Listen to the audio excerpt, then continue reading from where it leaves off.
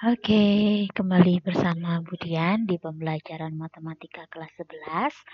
Nah, hari ini kita akan memulai awal materi baru setelah kemarin kita sudah sama-sama belajar dan sudah ulangan juga tentang program linear. Nah, materi baru ini tentang matriks.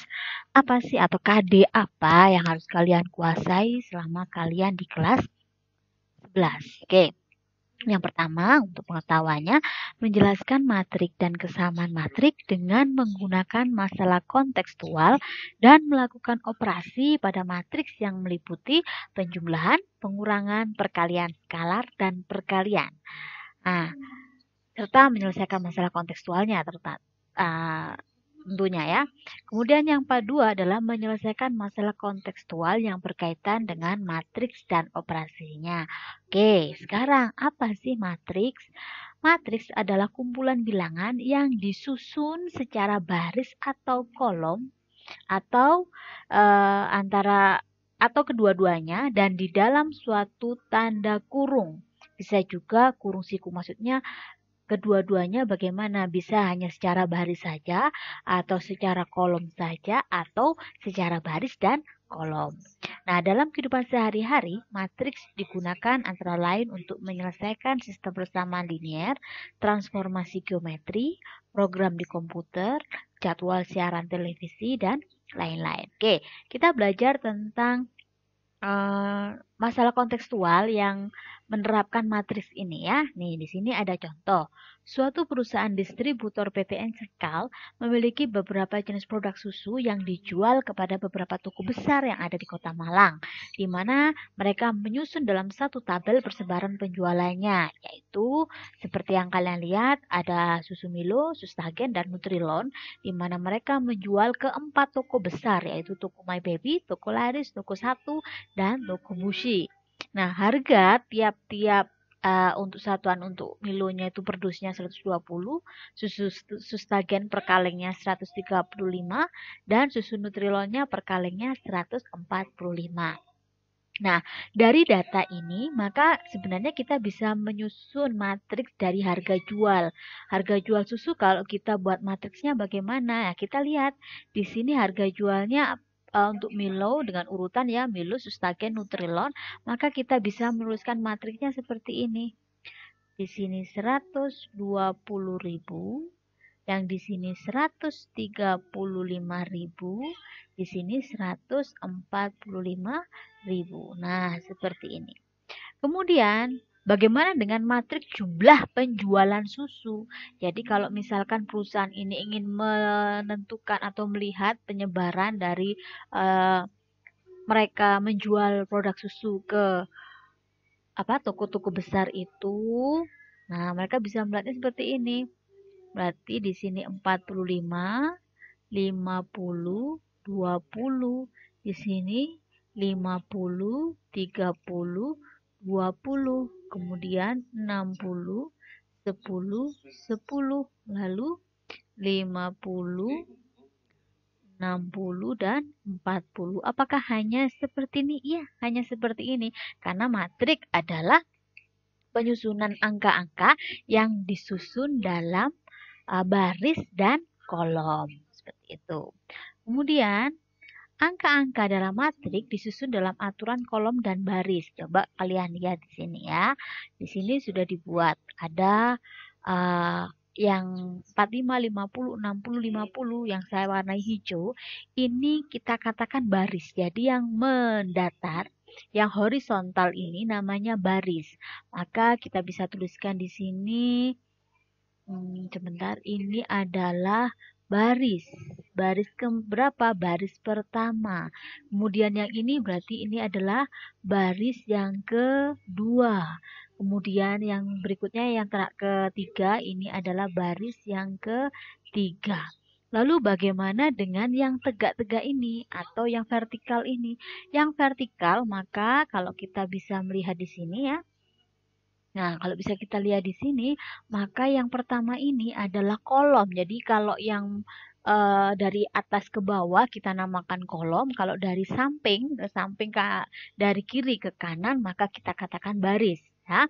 Oke, yang pertama dari atas ke bawah 45, 50, 20, maka kita bisa menyebutnya sebagai kolom pertama.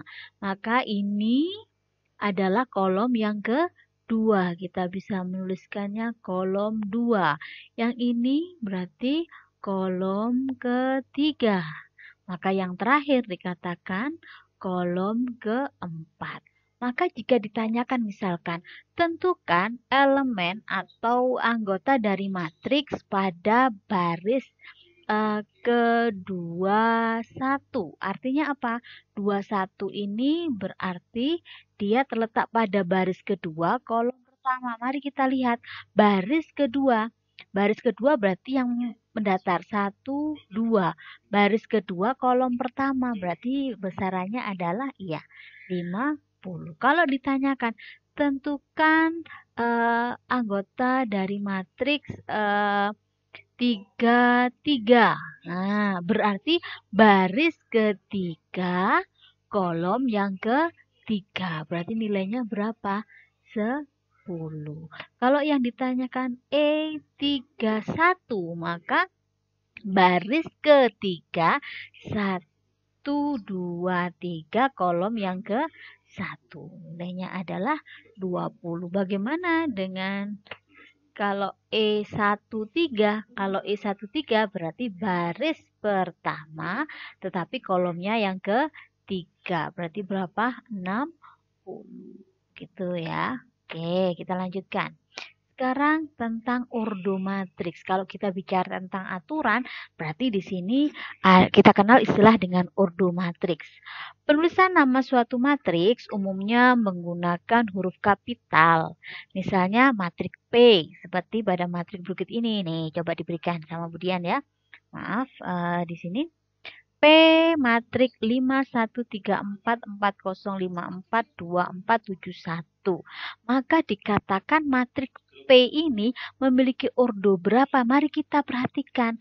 Penulisan ordo itu dimulai dari baris dikalikan banyaknya kolom. Jadi yang ditulis pertama kali adalah baris, lalu kolom. Mari kita lihat di sini ada barisnya ada berapa? Yang ke samping 1, 2, dan 3. Maka barisnya ada 3 kali. Nah, sekarang kolomnya ada berapa? Mari kita lihat yang ke bawah. Ada 1, 2, 3, 4. Berarti ada 4. Maka ordo dari matriks P itu adalah 3 kali 4. Nah, di sini ada keterangannya. Jika suatu matriks A mempunyai baris sebanyak M dan kolom sebanyak N, maka ordo matriks A yang dituliskan terlebih dahulu apa? Barisnya. Baris M dikalikan N. Yuk, coba. Di sini sudah ada beberapa matriks. Kita lihat. Ada matriks A. Matriks A 345102. Mari kita tentukan ordonya. Apa dulu tadi? Barisnya. Mari kita lihat. Ke samping ada 1, 2. Berarti 2 dikalikan. Sekarang berapa kolomnya? 1, 2, 3. Berarti ordonya adalah 2 kali 3. Sekarang yang nomor 2. Yang B. Matriks B. Kita lihat barisnya. Ada berapa ini? 1, jangan biru, saya kasih warna lain, merah saja. 1, 2, 3. Berarti berapa ordonya? 3. 3 kali berapa? 3 kali lihat kolomnya. Kolomnya 1 dan 2. Maka ordonya adalah 3 kali 2. Maka Anda bisa melihat bedanya ordo 2 kali 3 dengan 3 kali 2. Gitu ya. Sekarang yang C, berapakah kalau bentuknya seperti ini? Kita lihat berapa banyak barisnya. Yuk, ya dia hanya 1, maka ordonya adalah 1 kali. Nah, sekarang kolomnya ada berapa? Kolomnya ada 3, maka dikatakan C itu adalah matriks dengan ordo 1 kali 3. Bagaimana dengan yang D? Yang D, kita lihat. Nah, ada 3, 3, 2, 1. Maka kita lihat ada berapa barisnya? 1, 2, 3, 4. Maka ada 4 baris dikali ada berapa kolom? Kolomnya cuma 1. Maka ordo dari matriks D adalah 4 kali 1. gitu. Nah, sekian untuk video tentang uh, matriks, pengenalan matriks, tentang urdu matriks. Kita akan bertemu lagi di video berikutnya tentang jenis-jenis matriks dan operasi-operasi yang bisa dilakukan pada matriks. Oke, selamat belajar. Sampai jumpa.